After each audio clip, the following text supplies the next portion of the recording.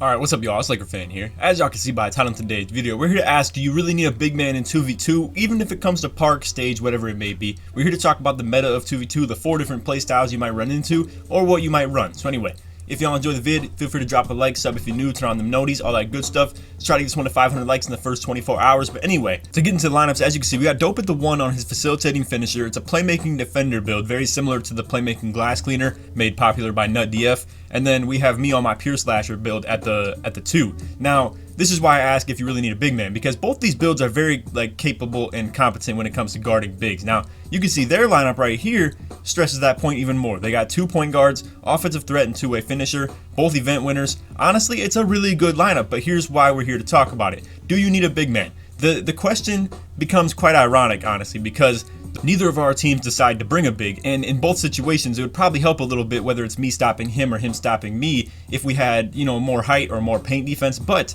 that's when the question becomes a little bit skewed, because also this player that I'm guarding has a good 3-point rating, the playmaking defender obviously, and in situations like these it wouldn't even help to have a big, because then my teammate is getting ISO'd and I can't do anything about it. And a lot of times you see the combo of like a rim sharp and an outside point guard where, and you see again, I get dunked on, I don't have that great of interior defense and I'm not that tall, but a lot of times you see the lineup number 1. Like I said earlier, I have 4 different lineup types that I would kind of explain, and this is how I'll break it down. Now, the order of this list that I'm going to read off to you guys is not in order of the best and the most common. It's just the easiest for me to articulate. So anyway, like I said, 4 different lineup types. Number 1, you have the outside PG with the inside big. I'm talking 6'2 to 6'4 on the outside point guard, probably like 6'9 to 7 foot on the inside big. Pretty common lineup, but definitely not the best one. Then number 2, we have the outside point guard that we were just talking about, but then you have the outside big as well. So this lineup, in my opinion, is probably the worst one on this list of the 4, where the defense is just hurting quite a bit. The guard at the 1 doesn't have very good interior defense. The big at the 2 doesn't have very good perimeter defense. It can be exposed whichever way by lineup 3 or 4. So number 3 is the playmaking defender, aka an inside point guard, with an outside big, which is the rim sharp. You have 2 locks, great interior defense from both, great perimeter defense from 1, maybe even 2. And then, like I said, bro, it's a tough lineup. That's probably the best and the most meta in my opinion. But then lineup number 4 is what both of our teams in this video are running right here, which is, it's not too specific, it's kind of vague, but where you have 2 ball handlers that can really just expose the weak matchup, whichever one you want to. And the fact that you have the 2 ball handlers means you can play keep away, give it to whichever one has takeover, like this instance right here, or like, you know, another example would be they have a really weak interior defense point guard at that 1 in the white hoodie right there. If we wanted to, and since my build can shoot as well, I could go corner, take the lockdown out of the equation, and then Dope could ISO the point guard as well. This right here is probably the most toxic lineup of them all, and I'm willing to admit it. Obviously, this isn't exactly what I always run, but on my slasher build, it's kind of what makes most sense to run, because I have the ability to shoot. I don't really want to shoot from the top of the key on my own ISO. The only time I'm really trying to take it in is, you know, whether I want to just take it at a big or take it at, you know, a guard like this. And as you can see, the dude in white, his interior defense definitely gets shown right there. But you get the deal. Basically what I'm saying is lineup number 4, we could just run, you know, keep away and give it to whoever has the weak matchup. And that's why I ask, do you need a big man? Now, here's why I ask that, because if you come in here with lineup number 4, and let's say you tweak lineup number 4 and make it 2 playmaking glass cleaners or 2 playmaking defenders at 6'8" or 6'7", whatever it may be. You're both really tall.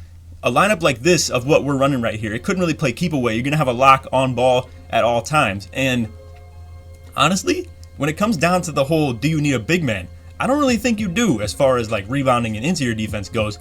I guess at the end of the day it comes down to what do you consider to be a big man in 2K20, because you could make the case that my build at 6'8 pure slash could function as one. You could make the case that Dope's build at 6'8 playmaking defender could function as one. At the end of the day, the undersized big has become a thing in NBA 2K20, and I'm actually kind of happy that it is. But it works as pick and roll, it works as pick and pop, it works for the ISO in each situation like this. It's very interesting, and I actually kind of like where we're at with it, but I will say there are exploits to each lineup when it comes to what is a big man considered. So anyway, I hope y'all enjoyed the video. If you did, feel free to drop a like, sub if you're new, turn on them noties, all that good stuff. You can see we end the game 9 for 9. And like I said, it's a very efficient style right here. You can really just take advantage of the paint, and if you can shoot pretty well from the corner, it's as simple as that. So props to lineup number 4, that's all I'm saying. It's a very cheese way to run this game, but It's also one of the most fun as well because both players are involved. There's no quote unquote like, you know, rim sharp spotting up like garbage, you know, not fun offense. You both get your shine, you both get your time to really like display. So anyway, like I said, I hope you all enjoyed. Let me know which one you think is the best. If you remember all the lineups, I'm a review right here. So we have lineup number 1, and that was the inside big and the outside point guard. Lineup number 2 is the outside big with the outside point guard.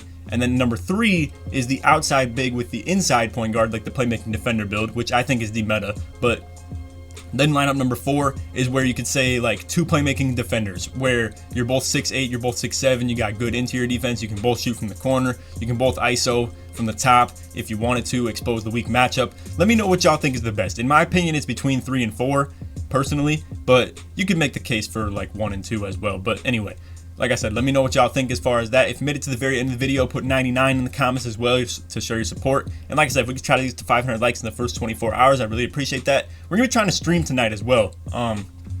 We'll see. But anyway, I hope y'all enjoyed. Other than that, take it easy, man. Peace.